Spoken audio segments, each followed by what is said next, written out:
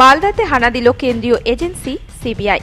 মালদার রতুয়া ১ নম্বর ব্লকের কাহালা এলাকার বাসিন্দা প্রাক্তন সিআইএসএফ জওয়ান তথা বর্তমানে জমি ব্যবসায়ী শ্যামল সিংয়ের বাড়িতে বৃহস্পতিবার সকাল ৮টা নাগাদ আচমকা হানা দেয় সিবিআই।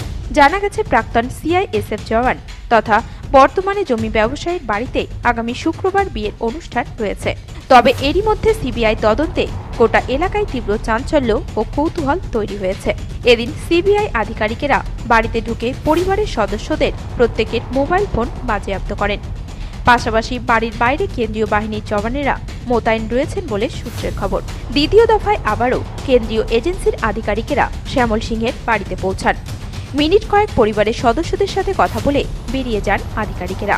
এদিন এলাকায় সিবিআইয়ের হানা দেওয়ার ঘটনায় আতঙ্কিত স্থানীয় বাসিন্দারা। এই বিষয়ে স্থানীয় বাসিন্দা কৌশিক বসু জানিয়েছেন, এমন শান্তশিষ্ট এলাকায় হঠাৎ পুলিশ প্রশাসন ও সিবিআইয়ের হানা অত্যন্ত লজ্জাবোধ করছেন। আমাদের যে ক্লাবের পাশে যে মধুবন্তী অ্যাপার্টমেন্ট আছে, হ্যাঁ, সেটাতে সিবিআইয়ের গাড়ি এবং তার সঙ্গে প্রচুর পুলিশ এবং সাংবাদিক আপনারা আছেন। তা আমার তো কিছু জানি না যে কি হয়েছে ব্যাপারটা নাকি, এটা আমরা কোনোদিন দেখিনি এই পাড়াতে, ওই জন্য আমরা উৎসুক হয়ে আসলাম। দেখি বলছেন এই ফ্ল্যাটে কে থাকে?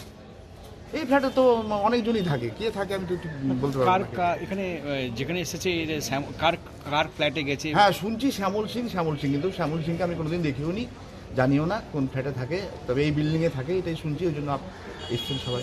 একেবারে শহরের বুকে আচমকা সিবিআইয়ের হানা, এটাকে কিভাবে দেখছেন?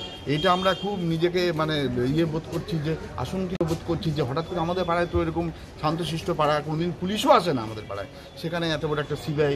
আমরা তো পেপার টিভিতে দেখছি, আমাদের খুব খারাপই লাগছে যে এত সুন্দর পাড়া, যে মালদার মধ্যে ১ নম্বর কলোনি একটা নাম আছে, কিন্তু হঠাৎ করে আমরা লজ্জিত বোধ করছি। আপনার নাম?